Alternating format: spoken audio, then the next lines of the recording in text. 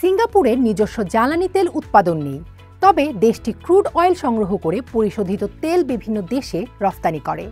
তাদের এ পরিশোধিত জ্বালানি তেলের দাম তুলনামূলক বেশি। বাংলাদেশ প্রতি বছর বিপুল পরিমাণ পরিশোধিত জ্বালানি তেল আমদানি করে সিঙ্গাপুরের বিভিন্ন কোম্পানির কাছ থেকে। এতে খরচ পড়ছে বেশি, ফলে আন্তর্জাতিক বাজারে তেলের দাম, জাহাজের প্রিমিয়াম কমলেও কোনো সুফল পাচ্ছে না দেশের ভোক্তারা। অথচ ইন্দোনেশিয়া ইতিমধ্যে সিঙ্গাপুর নির্ভরতা কমানোর সিদ্ধান্ত নিয়েছে।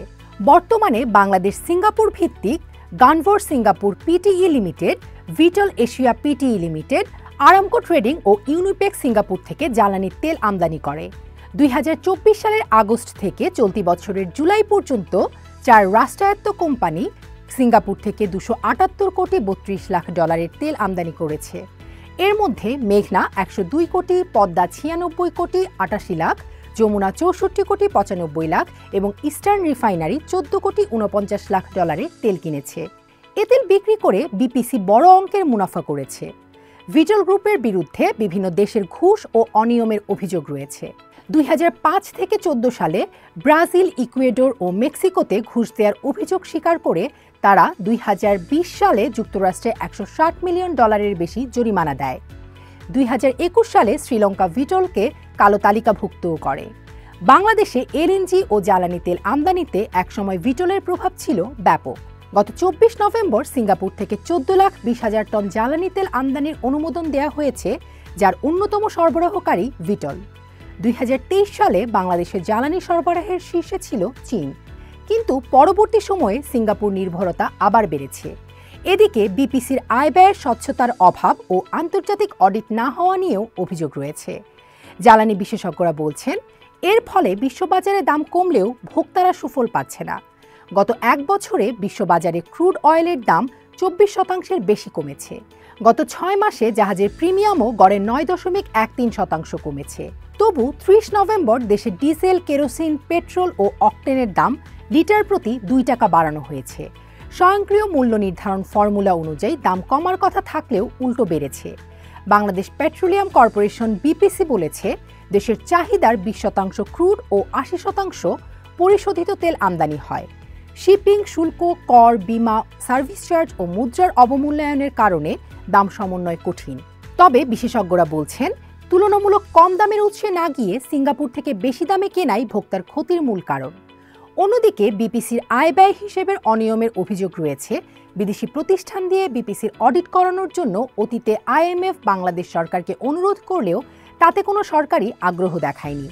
বিগত আওয়ামী সরকার বিপিসির ক্ষেত্রে এ ধরনের কোনো অডিটের আয়োজন করেনি।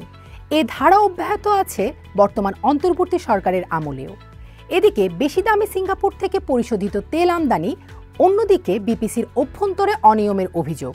এসব কারণে আন্তর্জাতিক বাজারে তেলের দাম কমার সুফল দেশের ভোক্তারা পাচ্ছেন না বলে মনে করছেন জ্বালানি বিশেষজ্ঞরা।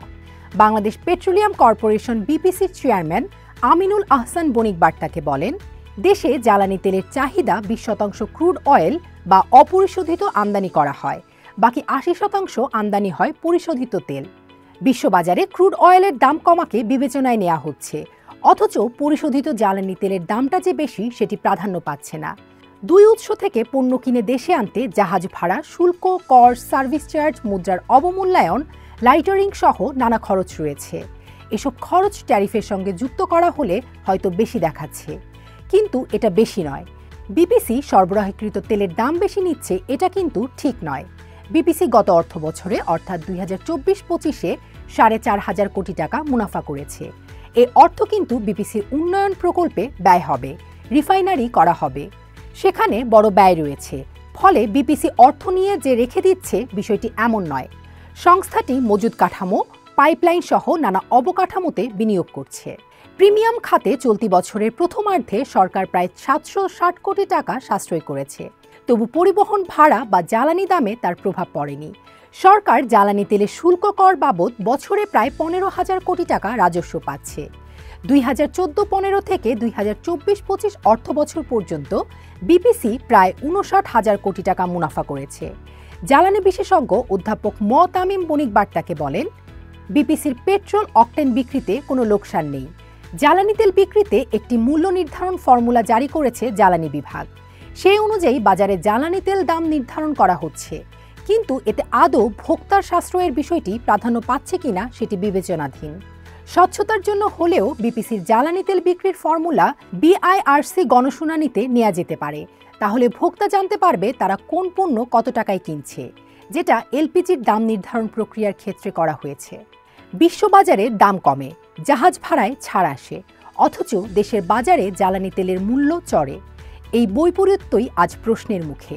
সিঙ্গাপুর নির্ভরতা, বিপিসির মুনাফামুখী ধারা ও স্বচ্ছতার অভাব মিলিয়ে ভোক্তার ঘাড়ে গিয়ে পড়ছে অতিরিক্ত বোঝা। নীতি নির্ধারণের স্বচ্ছতা ও বহুমুখী উৎসে আমদানিই পারে এই জ্বালানি জট খুলে দিতে।